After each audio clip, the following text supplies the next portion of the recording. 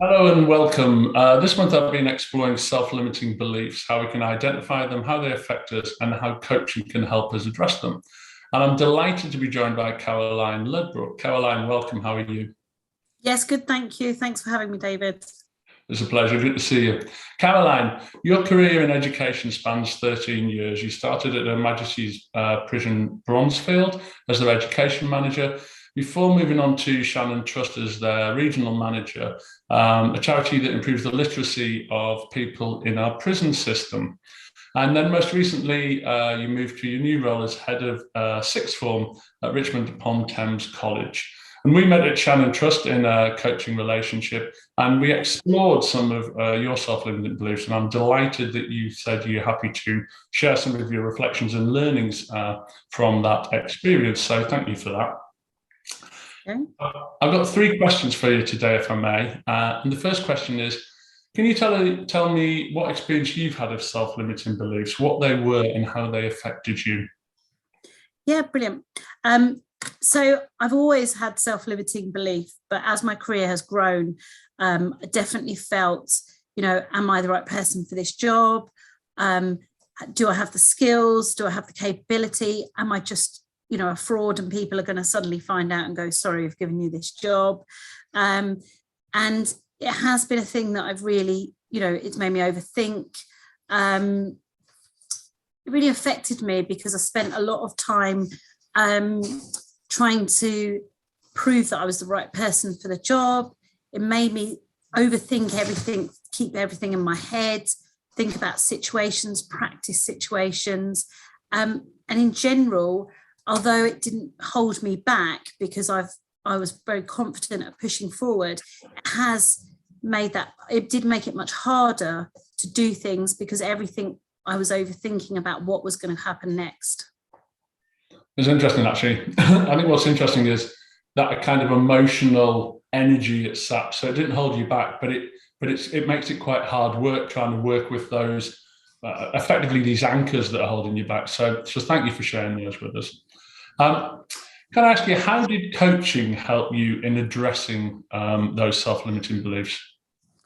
Well, when I had coaching with you, actually from the beginning, when I had my initial meeting with my manager, it really made me see that this was an issue. So not that I wasn't aware that I had this, but it sort of gave it a label and it gave it an identity, which really actually made me reflect on it. And we did a number of things in our sessions, which I still use to this day. So the big thing for me was the confidence pockets of collecting ideas of positive things that have been said about you or things that have happened, because I've always been somebody that, you could have 10 compliments and one negative thing, and I'd focus on the negative. So by using that confidence pocket, I have a digital version, but I also have a physical version.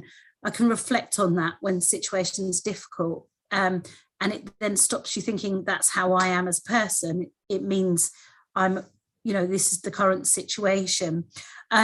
We took things down and the level of sort of care that you're going to give it and the thought process, and that really helped me too. Really valuable recommendations for reading. So I absolutely love the book, How Women Rise. I've read it 10 times probably. My copy is absolutely battered. But really reflect on that. I'm in that expert. We talked a lot about you don't need to be an expert. And I think, that can be the danger as you progress through your field. As you get more senior, you've got to know that you can't be an expert in everything. But I think, that was holding me back, thinking, well, if I don't know everything, how can I progress? Which then led into that perfectionist trap, where you always feel like you've got to be perfect at everything. I think and one of the other things I found in a busy management role, having that time out of coaching and reflecting, because often you do know the answers, but if you've got self-limiting beliefs, you really do think, oh, I don't know, or I'm not sure about the answer, I might need to check with somebody. But actually having that time out to reflect, when we worked on our sessions, I felt like I'd bring something and you'd ask really, you'd really make inquisitive questions, which made me think, which then I'd come to my own conclusions. So you gave me the tools to sort of open up what I already knew. And again, then it gave me the confidence of actually I do know what I'm doing. And I think that makes a huge difference. Yeah, brilliant. I mean, I think that's great. I think from, sort of labeling it from the beginning with the manager through exploring it and unpacking it. The book, How Women Rise, Common Habits, that holds us back, that I looked at last month, but that relationship with self-limiting beliefs in terms of how it influences our habits. And then the thinking space that coaching is often seen as is that safe space in which you, through facilitated questioning, you can kind of unpack a lot of this stuff. It's really nice to hear how that journey progressed for you. So thank you for that.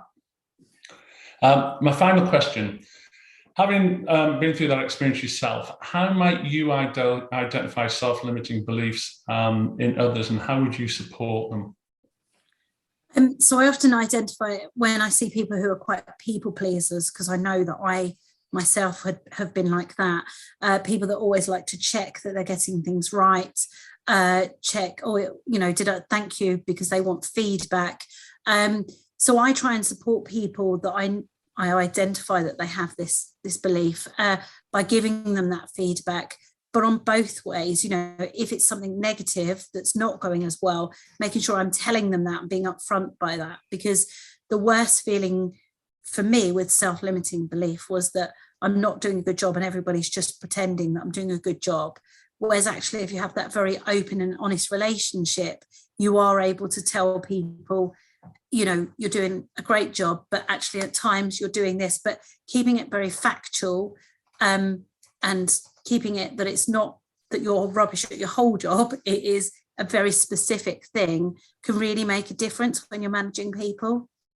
That's fantastic. That's great. It's a lovely example of paying it back and effectively developing your own coaching culture, if you like.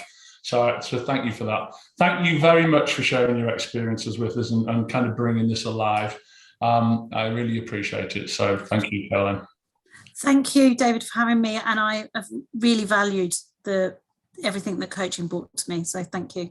Oh, it's a pleasure. Thank you very much. Thank you. As always, if this has raised any topics for you in relation to self-limiting beliefs, then please get in touch. Or please get in touch if you've got any other questions in coaching generally. Thank you very much and goodbye.